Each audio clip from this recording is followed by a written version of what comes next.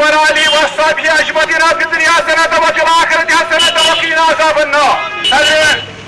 ہر وابستہ لوگوں سے میں دل کی امید گہرائی سے السلام علیکم ہے. یہ جو احتجاج وغیرہ کر رہے ہیں کیوں آلریڈی یہ پروگرام طے دیتمت چنانچہ ریاست جموں کشمیر کے طول عرض میں بھارتی افواج اور دیگر سکیورٹی اور تناؤ پن ہے.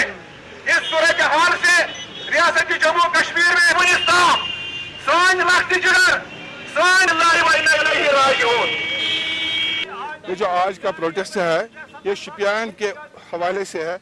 آپ دیکھ رہے ہیں کہ شپیان میں جو پرسوں فائرنگ ہو گئی نہتے عوام پر گولیاں برسائی گئی اور اسی سلسلے میں بحثی پروٹیسٹ ہم یہ احتجاج کر رہے ہیں کہ یہ گولیوں کا سلسلہ بند کرو تو اور یہ ہیومن رائٹس وائلیشن جو ہوتی ہے یہ بند کرو.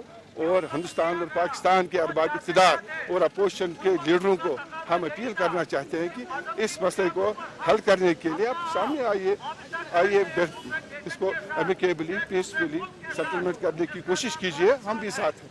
بس ہم نہیں چاہتے کہ بر صغیر میں جنگ ہو جائے. جس طرح آج بارڈروں پر آپ دیکھ رہے ہیں کہ جنگ کا ماحول کھڑا ہو گیا ہے. بارڈروں پر لوگ مر رہے ہیں آر پار لوگ مر رہے ہیں اور ہم نہیں چاہتے ہیں یہاں جنگ ہو جائے. ہم نہیں چاہتے کہ بر صغیر